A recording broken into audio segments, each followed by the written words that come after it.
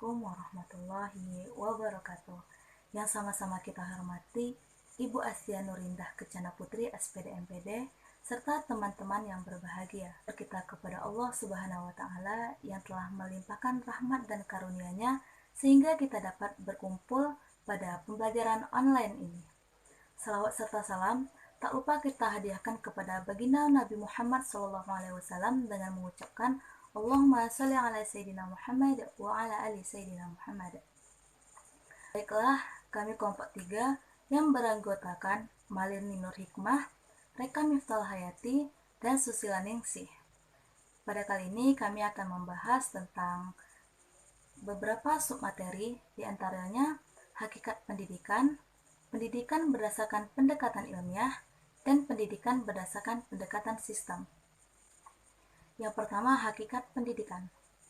Pengertian pendidikan berdasarkan ruang lingkup. Menurut Reja Mudia Harjo, pengertian pendidikan berdasarkan ruang lingkup dapat dibedakan menjadi 3, yaitu pengertian pendidikan maha luas, pengertian pendidikan luas terbatas, dan pengertian pendidikan secara sempit. Yang pertama, pengertian pendidikan maha luas. Maksudnya ialah pendidikan adalah hidup. Pendidikan adalah segala pengalaman belajar yang berlangsung dalam segala lingkungan dan pengalaman hidup. Pendidikan adalah segala situasi hidup yang mempengaruhi pertumbuhan individu.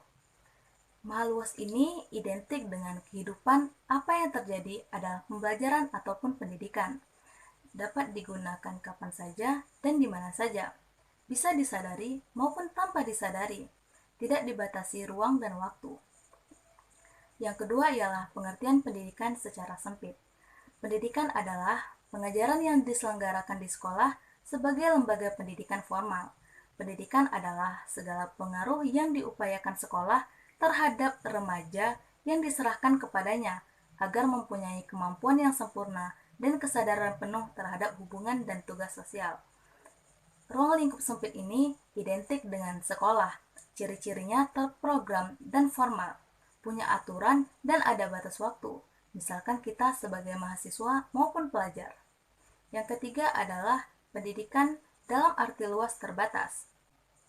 Pendidikan adalah usaha sadar yang dilakukan oleh keluarga, masyarakat, dan pengajaran dan atau latihan yang berlangsung di sekolah dan di luar sekolah sepanjang hayat untuk mempersiapkan peserta didik agar dapat memainkan peranan dalam berbagai lingkungan hidup secara tepat di masa yang akan datang.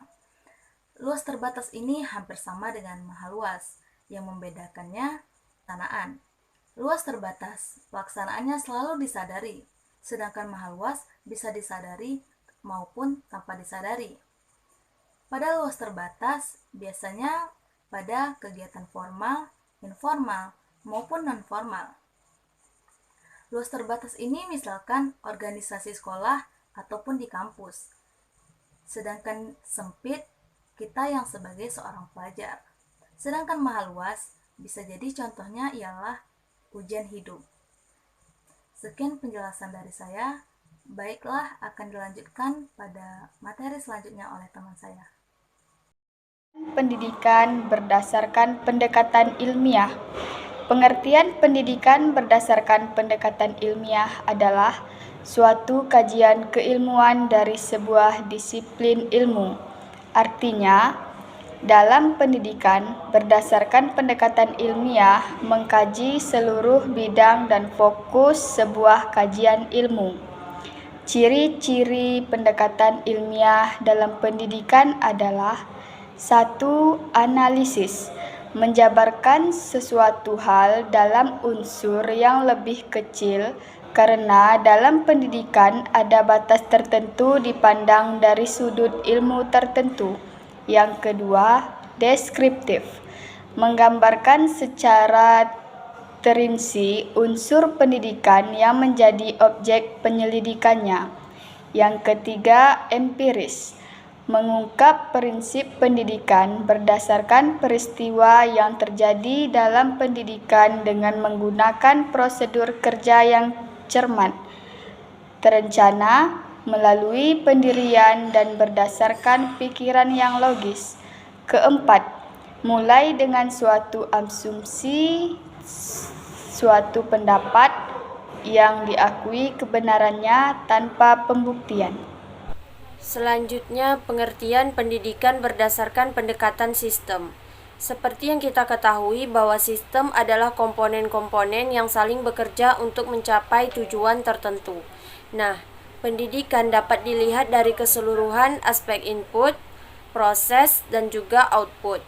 Pendidikan adalah keseluruhan yang terintegrasi dari setiap aspek pendidikan, mulai dari input yang diproses atau ditransformasikan oleh komponen-komponen pendidikan yang berhubungan satu sama lain yang sesuai dengan fungsinya masing-masing. Nah, hal ini akan berjalan seiring seirama dalam mencapai tujuan pendidikan, yaitu terciptanya manusia terdidik yang mempunyai kemampuan kognitif, afektif, dan psikomotor. Jadi, sebuah sistem pendidikan sangatlah diperlukan, karena hal inilah yang nantinya akan mengatur jalannya pendidikan di sebuah negara, dan akan menjadi pedoman untuk jalannya proses pendidikan itu sendiri. Demikianlah persentase dari kelompok kami. Jika terdapat kesalahan dan kekurangan, kami mohon maaf. Kami akhiri dengan wassalamualaikum warahmatullahi wabarakatuh.